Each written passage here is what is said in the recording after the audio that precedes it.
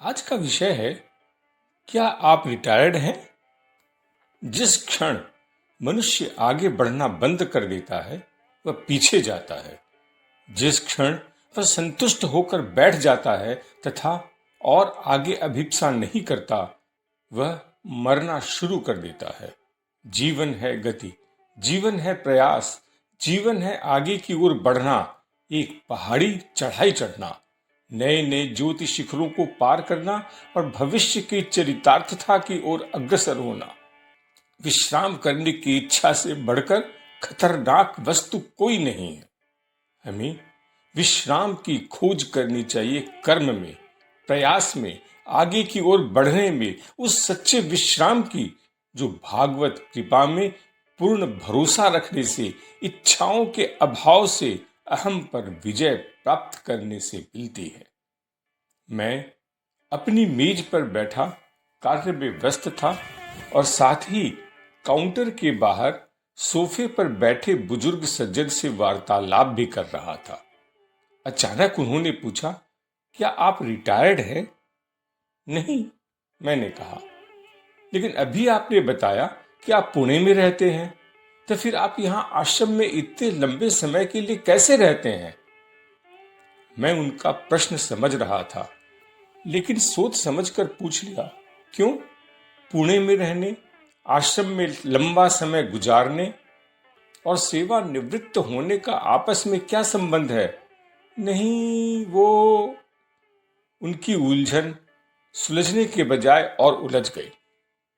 आगे क्या प्रश्न करें और कैसे करें, यह उन्हें नहीं सूझ रहा था। मैंने उनकी सहायता करनी शुरू की। सेवा निवृत्त होने से आपका क्या अर्थ है? खिड़की की उस ओर बैठे हुए बुजुर्ग साफ देख रहे थे कि मैं भी वृद्धावस्था में ही हूं, लेकिन शायद उनकी उम्र मुझसे ज्यादा ही रही होगी।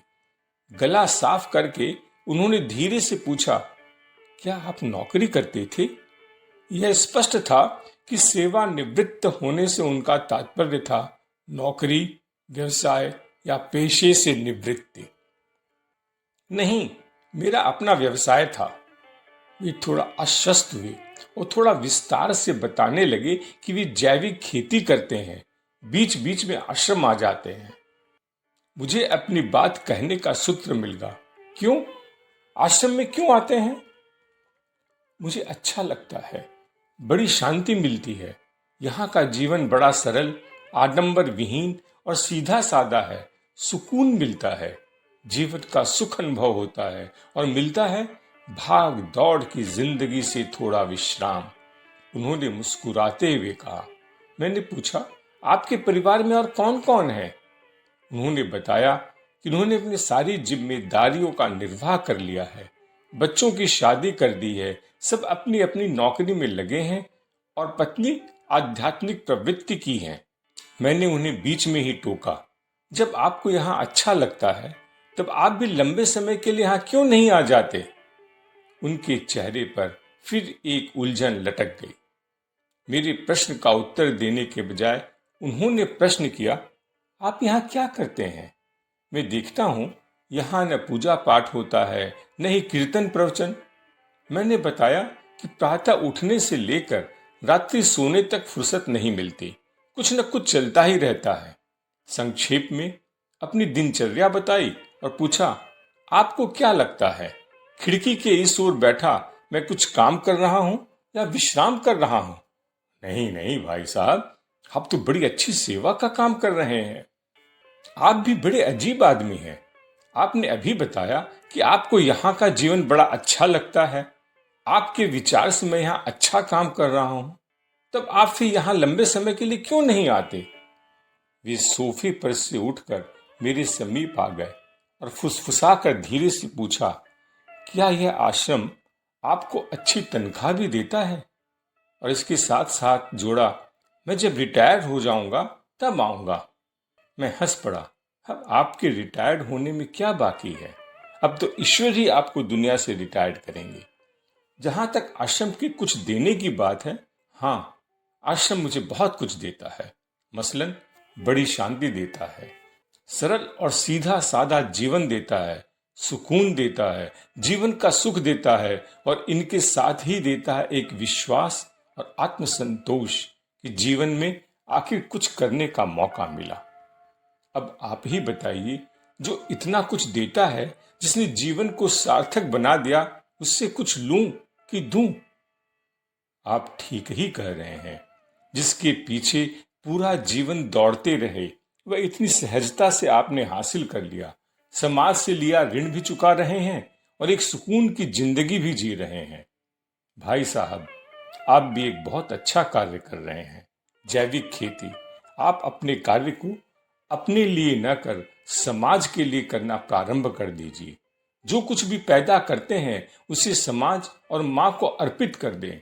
लोगों को जैविक उत्पाद सिखाएं, इसका महत्व समझाएं और सबसे बड़ी बात, इसके उत्पाद को कैसे सस्ता और कम मूल्यों पर जनता तक पहुंचाया जाए, इस पर विचार कीजिए।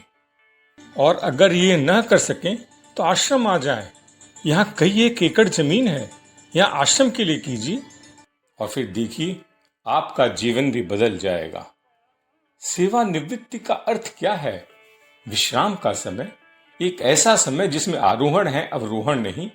कहां से विश्राम? नौकरी से, व्यवसाय से, भौतिकता से, पैसे कमाने की जिद्दोजहद से?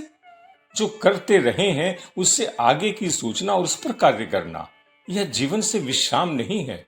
विश्राम ऐसा नहीं होना चाहिए जो जीवन को निश्चेतना और तमस में धकेल दे। रिटायरमेंट तो एक आरोहण होना चाहिए, प्रकाश में, पूर्ण शांति में, पूर्ण नीरवता में आरोहण। ऐसा विश्राम जो अंधकार से निकल ऊपर उठता है, कईयों को अंधकार से निकालकर प्रकाश में लाता है, तब वह सच्चा विश्राम होता है। ऐसा विश्राम जो आरोहण है। जीवन में कितनी ही बार हमें ऐसे लोग मिलते हैं तो शांति प्रिय इसलिए होते हैं कि वे लड़ाई से डरते हैं, जो संग्राम जीतने से पहले ही आराम के लिए लालायित होते हैं, जो अपनी जरा सी प्रगति से संतुष्ट हो जाते हैं और अपनी कल्पना तथा कामनाओं में उसे ऐसी अद्भुत प्राप्ति समझ लेते हैं जो उनके आधे रास्ते में रुक जाने को न्याय संगत ठहराती है। ऐसे शांत प्रिय लोग पाप और अत्याचार को बढ़ावा देते हैं। ये डरपोक लोग आलसी होते हैं। सामान्य जीवन में निसंदेह ऐसा बहुत होता है। वस्तुतः इसने मानव जाति को एक तरह से मुर्दा बना दिया है और मनुष्य को वैसा बना दिया है जैसा वह आज है।